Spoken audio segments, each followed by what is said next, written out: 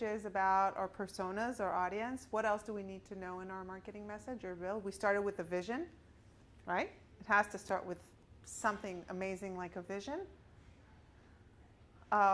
We have a mission, right? Mission comes after vision. What's the mission? A mission statement. A mission statement is what we do day in, day out in order to live up to the vision that we have, right? We also have values. Knowing our personas, knowing our customers. Remember? What else do we have there? Okay. All these components, if you think of them not in the marketing world, but learning Spanish, for example, it's like building a language, right?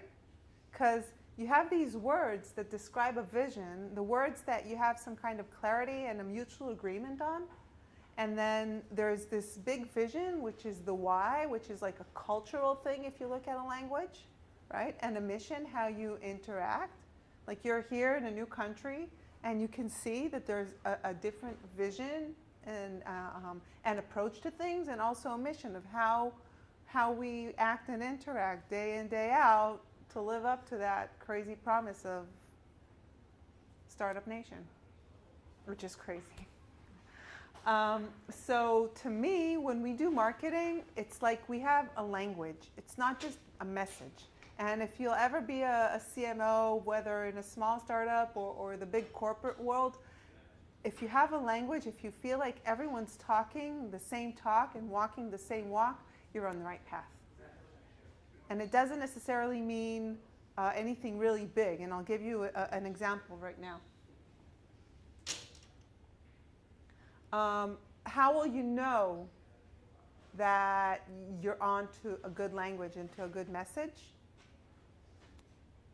It's right here. One message fits all. What does that mean? You said we have an audience, right? We have customers. So we're back to can anyone think of a startup that has to do with flip-flops? Rainbows. Or like any shoe. No, let's like build a startup that has to do with flip-flops. What? Customized flip-flops with an AI engine that you step on the table and it gets your vibe, and then by the end of the walk here, the catwalk, you get a there are flip-flops that have a massage effect. That's Reef. Yeah, you can't steal that. I actually ended up being no. But when I want a present, when I need to get a present, I'm like, hey, dude, I got you this pair of flip-flops. You lost the other ones at the beach last night anyway. Made out of recycled material, like. Yeah, like Warby Parker kind of. Everyone that every flip-flop you sell, and that's out of recycled material. Add in an AI engine, and then you got funding just right there. Blockchain flip-flops. Okay.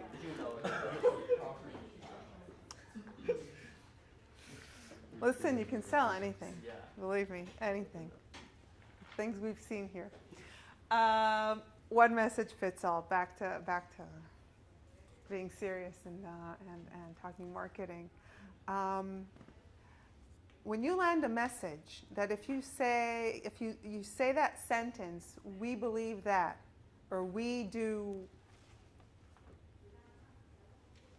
organic food deliveries overnight through engineering the fruits and vegetables that you ordered based on your dietary criteria, adding in the medicine you already need in your vegetables. Ha! That's a startup. And that's delivered to your door as a juice, right?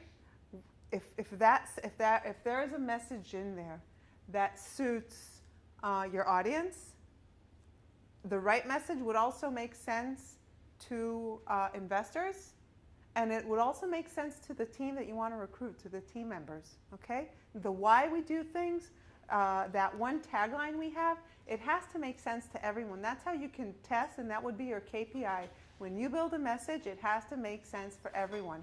Now, the reason I'm saying this is like foreseeing the future when you guys are going to be amazing CEOs for your startups, and you're going to bring in this marketing dudette that needs to build your message and brand identity, and you're going to say, okay, so I need a message for my investors to make them understand why we're going to be like the next unicorn, and I need a message for my target audience who's either data scientists that are that really want to shine and move forward and become CISOs, chief scientists, or moms that just gave birth and they have this stroller with sensors. But whatever it is, that's a different message. And I need a message for my team, that everyone who goes online just is going to want to join our team and join our company and be employee number 3. So I need 3 messages. Well, guess what? You don't. Take my word for it, just because we don't have enough time, but there's also a blog post, and for every one of these, by the way, for every one of these tips here, there's a blog post and more information about it to really dig in deeper for more details, just in case. I'll just talk about an example. There's a company called SuperQuery. Anyone heard of them? An amazing serverless big data ID engine based on this machine learning AI to enable data scientists to run the best, most valuable, smartest, and cost-effective queries on Google BigQuery. Did you get that? Because I'm going to send that to my customers. Finally, I actually can say all that. That is what they said when I came in. But what we are, SuperQuery helps all these data scientists. You know why? Because any data scientist, like any developer, is only as good as their last query. You write code, you create this amazing feature, and everyone loves you. But next week, if you don't shine again, you're toast. Is that true or not? Salespeople are only as good as their last quarter, right?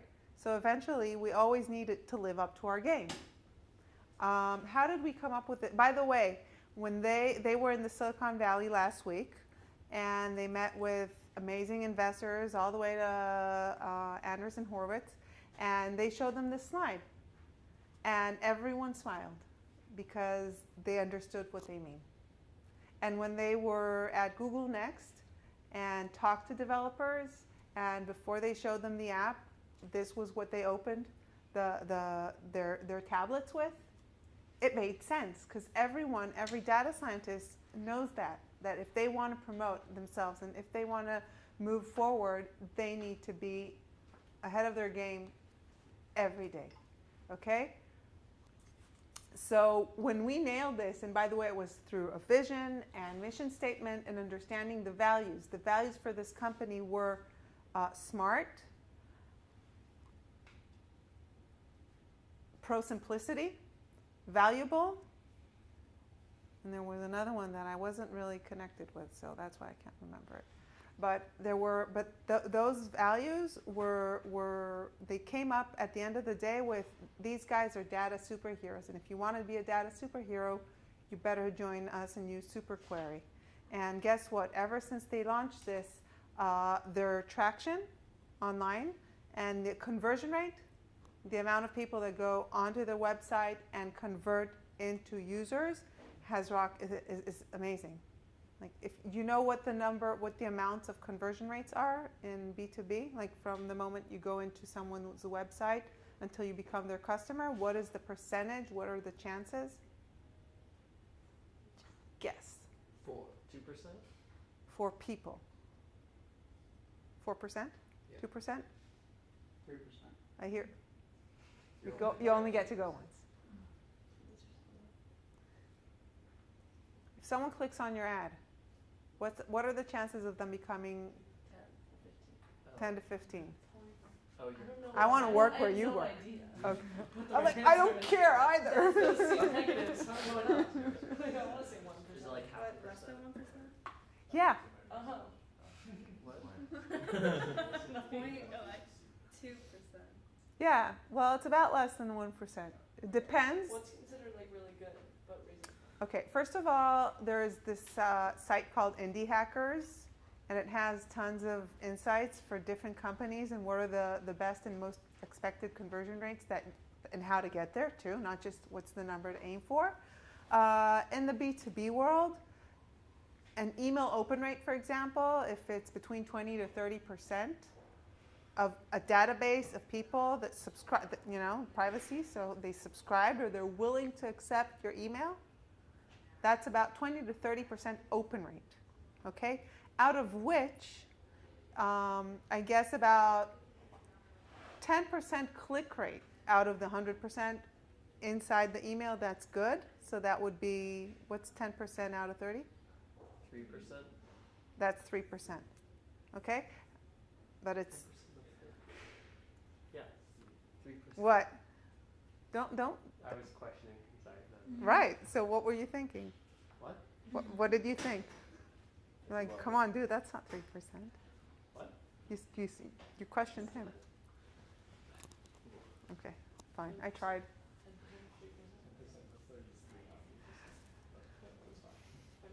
Okay, if I'll keep moving forward, okay? If I click and go into the website, okay, from an email that I already know, chances are maybe if I hit a 5% ratio of subscribing or leaving my information or downloading an app or allowing an extension, that's fair, okay? And out of a website, traffic that goes into the website, and again, I'm saying this with caution because it depends on the origin of the traffic, right? Where it's originated from. Is it from an ad or organic or direct? But at the end of the day, if you hit around